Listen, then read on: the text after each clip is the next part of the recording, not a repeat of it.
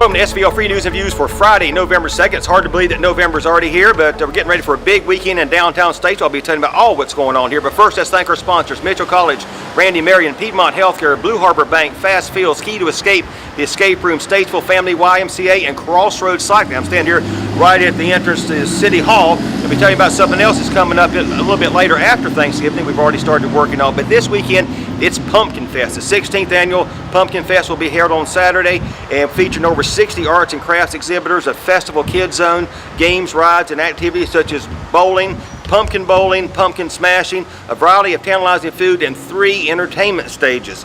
And also a cornhole tournament. So all that's happening on Saturday. Today's show, we want to talk about, let me talk about the City Hall here. Coming up in December, the 2nd and 3rd weekend in December, we're going to have a Christmas Carol. I'm going to be playing Scrooge again. So this show will probably sell out. So go to statesvilletheater.com and get your tickets now for a Christmas Carol, a roving tour through downtown Statesville. Okay, so today's show, you see I voted today, early voting. Early voting ends on Saturday, and you have to go to your precinct place on Tuesday if you want to vote on Tuesday on Election Day. But we talked to Dr. Tim Brewer about some of the things going on at Mitchell College and how the election may impact that. So we talked about security among other things and some of the things he's wanting to budget for Mitchell College. So let's take a listen. Mike Furman talks to Dr. Tim Brewer. Thanks, Brian. I'm here at Mitchell Community College today with President Tim Brewer. Mr. Brewer, Dr. Brewer, thanks for joining us. Thank you for having me, and it's good to see you. We are just finished speaking with Iredell Statesville Schools officials about the quarter-cent sales tax referendum that's on the ballot this time around, and that would be a funding source for some safety and security issues for the public schools, which includes Mitchell Community College. Thought we would kind of get your take on the referendum and how that would benefit Mitchell and the students and employees. Right. Mitchell has a very good security system in place, and what this quarter-cent sales tax would allow the college to do is simply enhance what we currently have. In fact, pre-quarter-cent sales tax, we were going through a safety and security study, so we have a complete study, and off of that study, we have built a 4-year plan that's estimated to be about $1.3 million to enhance what we already have, and that includes an analysis of all of our door locks to make sure they're able to be locked inside. If you think about the campus, we have multiple buildings, and a lot of them are older than most, and then you've got brand new buildings as well. So we need to inventory all of our locks. The second part of that process includes enhancing our communications on campus, and also how we integrate upgrades to our current system and mass notification to students, faculty, and staff. Those things are in place, but again, this funding would help improve that. We have an all hazards emergency plan, but we need to continue to upgrade that with and coordinate with our public school partners and with law enforcement. This will help us to do that. This process also, the funding potentially would be used for, the planning would be, the things that we have planned include video surveillance. We've got that in place, but we need more, and we need to upgrade what we have. Lighting, we've had a lighting study done to find the dark places in the parking lots, and that would help us improve our lighting as well as put call boxes into our parking lots. Vehicle barriers. We certainly on this campus, we do have occasionally people will drive through the circle. Historically, the circle was open and was really the circle that took you back down Broad Street. Occasionally we do have people that come in, so we need to kind of harden that. And then that certainly is for this campus and Mooresville. And what I speak about from this list is for all of our campuses.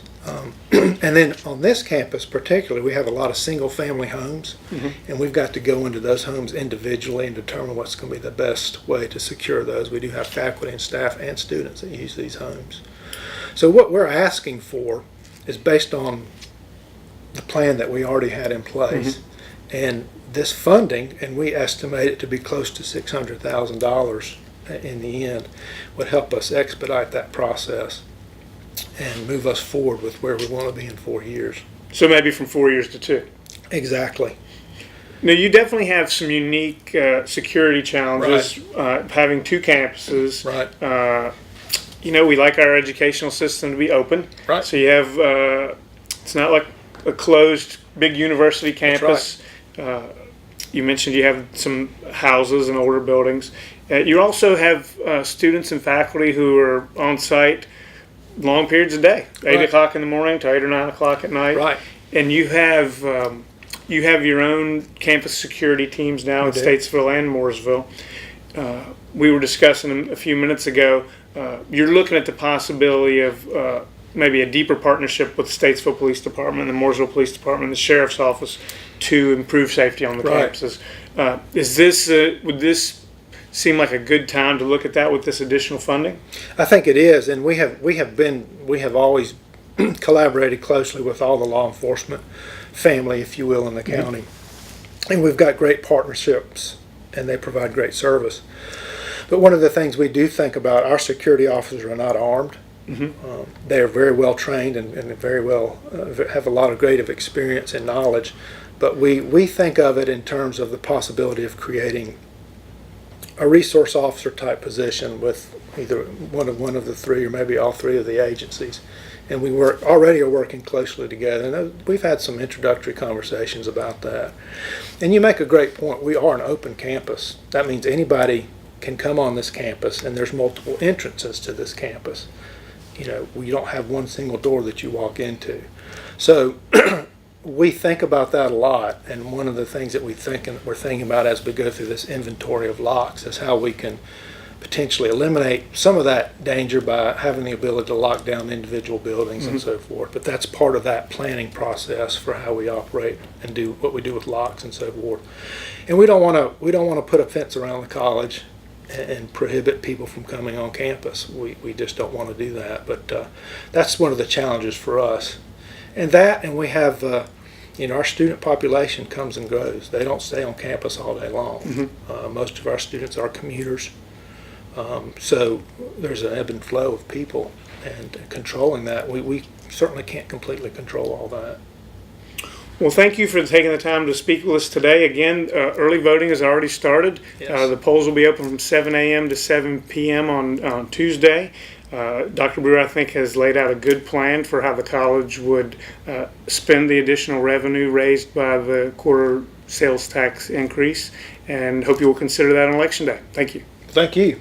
Okay, so there you have it, a good interview with Dr. Tim Brewer with Mike Furman talking about what's going on at Mitchell College, one of our sponsors here. So I hope you have a great weekend, and be sure to go out to Pumpkin Fest, and then we'll have another interview on Monday with Brady Johnson and Martin Page talking about the quarter-cent sales tax increase, the referendum on that, and what the money would be used for in those systems. So if you haven't done it yet, go to svlfreenews.com and sign up for your email edition, which comes out every morning at 5 a.m.